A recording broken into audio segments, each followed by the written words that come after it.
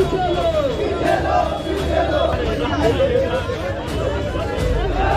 सरकार के विरुद्ध उनका पुतला फूका जाएगा।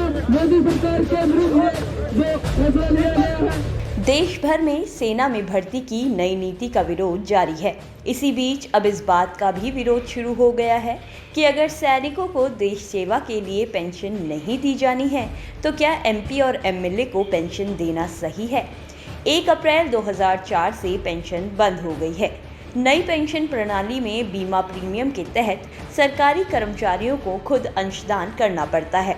जितना ज़्यादा अंशदान, रिटायरमेंट पर उतनी ज़्यादा पेंशन।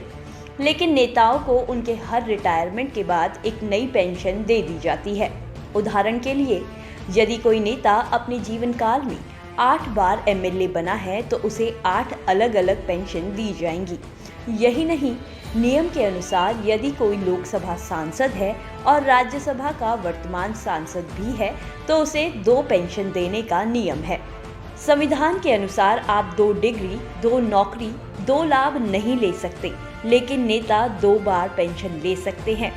पश्चिम बंगाल के स्पीकर हाशिम अब्दुल हलीम ने एक बार कहा था कि जब लोगों के पास खाने के लिए नहीं है तब क्या जनता के प्रतिनिधि को राजा की तरह रहना चाहिए।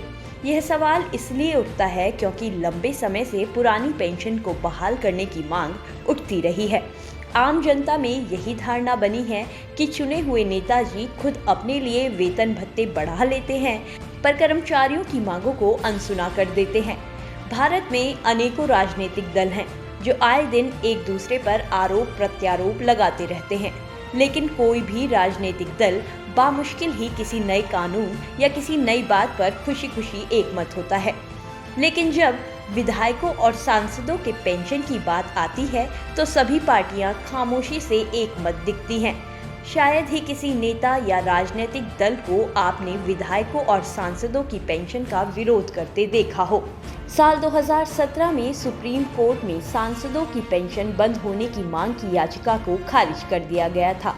तब किसी राजनीतिक दल ने इसका विरोध नहीं किया, ना ही कोई धरने पर बैठा और ना ही किसी ने कोई आंदोलन किया। आपको ये जानकर हैरानी होगी, लेकिन आरटीआई से मिली जानकारी के अनुसार पिछले 8 साल में 500 करोड़ रुपए सांसदों की पेंशन पर खर्च किए गए हैं।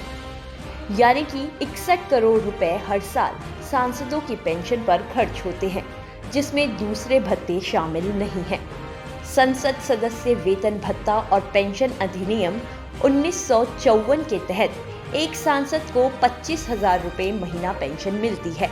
साल 2004 से पहले एक दिन के लिए सांसद बनने पर पेंशन नहीं मिलती थी, लेकिन इसके लिए भी नियम बदल दिए गए और किसी भी राजनीतिक दल ने इसका विरोध नहीं किया।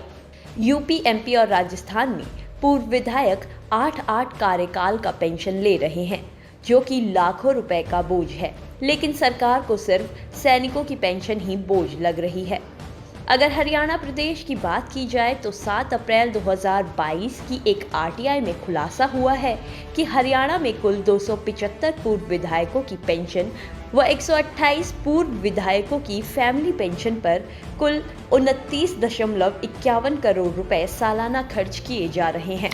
इनमें से कुल 26.40 करोड़ रुपए पूर्व विधायकों की पेंशन पर व कुल 3.11 करोड़ रुपए फैमिली पेंशन पर खर्च हो रहे हैं।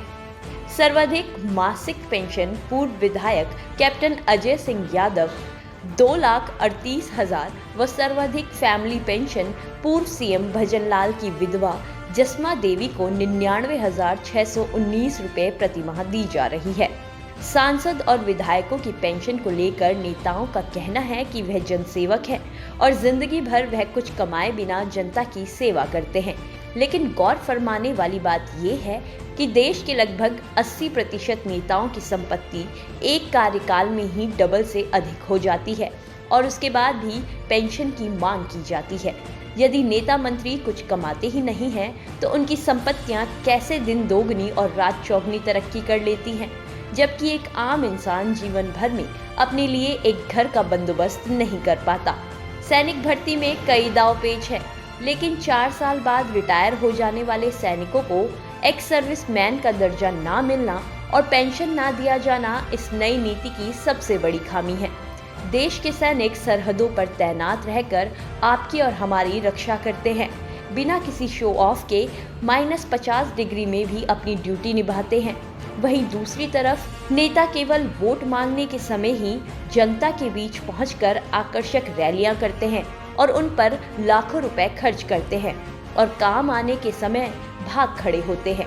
ऐसे में सवाल उठता है कि आखिर सही मायनों में असली पेंशन का हकदार कौन है? वो जो आपके लिए अपनी जान तक न्यौछावर कर देते हैं या फिर वो जो केवल 5 साल में एक बार ही नजर आते हैं?